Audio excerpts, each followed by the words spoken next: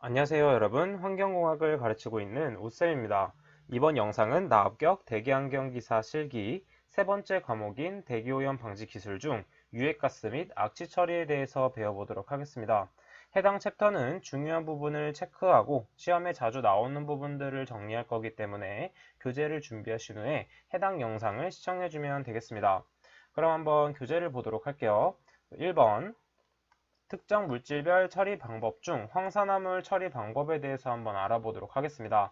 대표적으로 건식법과 습식법으로 비교할 수가 있는데 건식법과 습식법의 차이는 말 그대로 물을 사용하느냐 사용하지 않느냐입니다. 물을 사용할 경우에는 사용하지 않을 경우보다 효율이 더 좋게 나올 수 있으며 하지만 물을 사용하기 때문에 폐수가 발생하고 그에 따른 온도 저하 및 그 다음에 부식이 발생될 수 있다는 게 단점이 되겠습니다. 그러면 건식처리법의 장단점을 먼저 체크해 보도록 할게요. 먼저 물을 사용하지 않기 때문에 배출가스의 온도 저하가 거의 없는 편이며 폐수가 발생하지 않고 pH 영향을 많이 받지 않는 편입니다. 하지만 단점으로는 제거 반응 속도가 낮아서 SO2 제거율이 낮고 그 다음에 부하 변동에 따른 적응성이 낮은 단점이 있죠. 그럼 건식처리법에 대한 처리 방법을 한번 알아보도록 하겠습니다. 건식처리법은 대표적으로 이렇게 네 가지를 볼 수 있는데 그 중에서 석회석 주의법이 가장 많이 사용되는 것을 알 수 있습니다. 왜냐하면 실제 공정에 적용하기 위해서는 돈을 생각해 줘야 되는데 상대적으로 석회석이 저렴하기 때문에 재생이 필요 없기 때문입니다. 그래서 석회석 주의법에 따른 특성들은 한번 정독해 주면 되고 건식처리법에 대한 종류들은 모두 암기해 주는 게 좋습니다. 그리고 대표적으로 석회석 주의법, 그리고 활성산화 망간법, 활성탄 흡착법 이 세 가지는 반드시 적어주시는 게 좋아요. 그에 따른 특성들은 가볍게 읽어주기만 하면 되기 때문에 종류는 반드시 암기하고 특성은 가볍게 읽어준다만 생각해주면 됩니다. 그 다음에 석회석 주의법은 가장 많이 사용되는 공정인 것만큼 반응식이 많이 출제되고 있습니다. 따라서 해당 반응식을 표시한 후에 반드시 암기해 주셔야 돼요. 별다른 반응식이 안 나왔을 경우에는 반응비를 이용해서 풀어도 되지만 이 반응식은 많이 출제되는 부분이기 때문에 표시를 해서 암기를 해주시는 게 좋습니다. 그러면 다음 보도록 할게요. 다음은 습식처리법의 장단점 한번 체크해 보도록 하겠습니다. 마찬가지로 건식에 비해서는 SO2의 제거율이 좋으며 설치 면적이 적고 그 다음에 부하율 변동이 적다라는 장점이 있지만 폐수가 많이 발생하게 되고 처리 온도가 낮기 때문에 재가열이 필요하다는 단점이 있습니다. 마찬가지로 습식처리법에는 석회세정법이 가장 많이 사용되고 암모니아 흡수법, 그 다음에 웰만 로든법이 있다 정도만 체크해주면 되겠습니다. 그래서 종류 정도만 체크하고 암기해 주시면 되고 우측에 있는 스케일 생성 방지 대책은 간혹가다 한두 문제 정도 출제되기 때문에 정독을 통해서 이런 게 있구나 정도 체크를 해주면 되겠습니다. 그러면 두 번째 질소산화물에 대해서 보도록 할게요. 질소산화물도 마찬가지로 습식법과 건식법이 있는데 그것을 알기 전에 질소산화물이 어떻게 생성되는지만 한번 체크해 보도록 하겠습니다. 질소산화물은 대표적으로 이렇게 세 개의 반응을 통해서 나오게 되는데 첫 번째 서머낙스는 무슨 뜻이냐면 공기 중에 질소가 고온의 영역에서 산화돼서 생성되는 것으로 이 젤도비치 반응식은 암기할 필요는 없지만 이런 게 있구나 정도만 봐주시면 됩니다. 그 다음에 퓨얼락스는 말 그대로 연료 낙스이기 때문에 연소 중 연료 중의 질소가 공기 중의 산소와 반응하여 생성된다라고 정의를 해주시면 되고 마지막으로 프롬트낙스는 연소 중 연료의 탄화수소와 반응하여 생성되는 것으로 프레임 내부에서 빠르게 반응한다 정도도 같이 암기해 주면 되겠습니다. 그 다음에 우측에 있는 연소 조절에 의한 낙스 처리 부분이 있는데 이 부분도 시험에 간혹 출제되기 때문에 반드시 암기를 해주셔야 됩니다.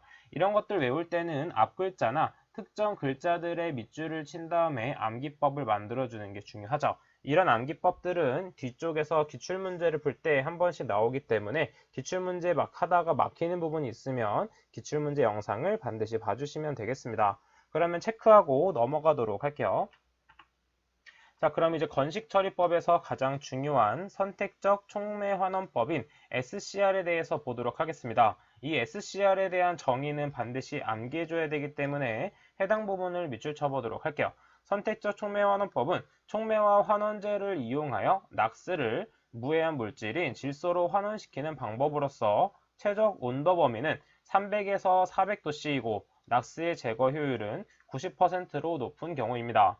마찬가지로 밑에 있는 반응식을 암기해줘야 되는데 그 중에서도 위에 있는 세 가지는 많이 출제되는 반응식이므로 반드시 암기를 해줘야 됩니다. 계산 문제에도 나오지만 반응식을 적는 문제도 출제되기 때문에 이 반응식은 반드시 암기하도록 합니다. 암기하도록 할 것.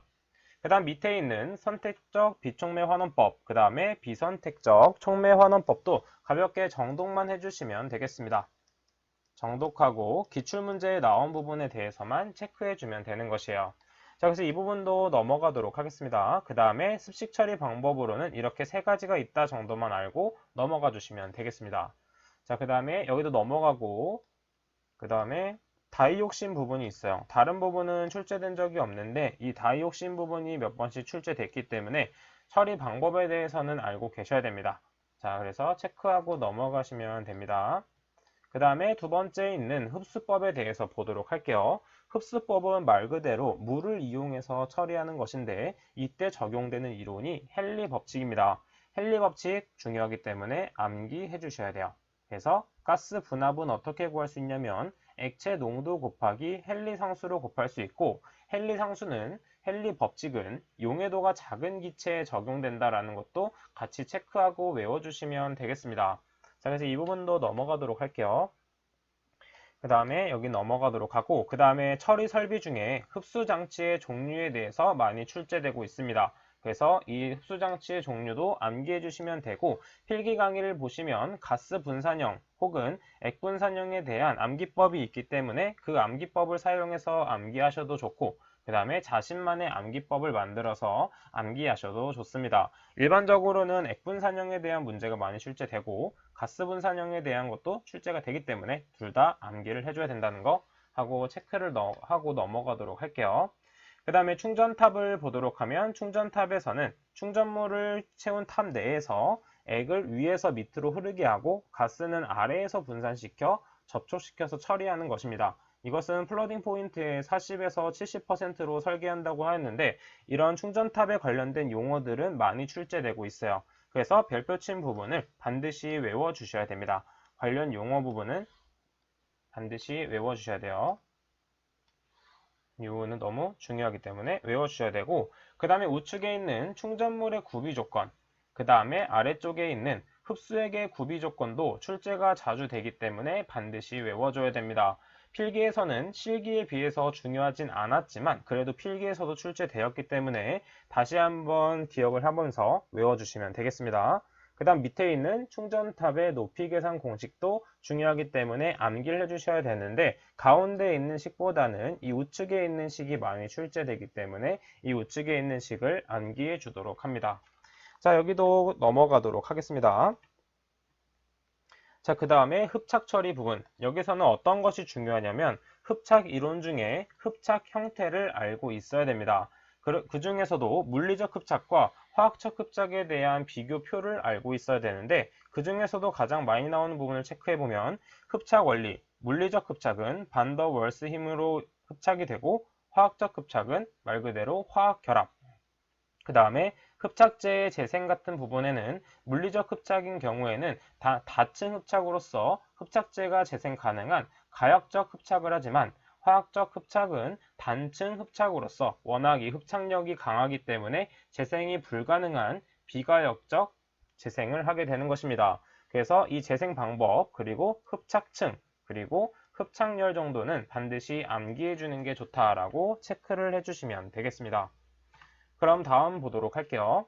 흡착제의 선택 조건, 그 다음에 흡착제의 재생 방법도 가끔 출제되기 때문에 체크하고 암기를 해주셔야 되고 밑에 있는 흡착식 중에서 프로온들리 등온 흡착식에 대한 것을 암기해줘야 됩니다. 그 다음에 아래쪽에 있는 프로온들리 등온 흡착식에서 상수 K와 N을 구하는 방법이 있기 때문에 여러분들께서 직접 한 번씩 해보신 다음에 이해가 잘 안 되는 부분이 있다면 카페나 오픈 채팅방에 질문을 남겨주시면 제가 답변을 드리도록 하겠습니다. 왜냐하면 그렇게 어렵지 않기 때문에 로그를 붙이고 그 다음에 어떻게 직선이 되는지만 알고 있으면 되기 때문에 쉽게 넘어갈 수 있습니다.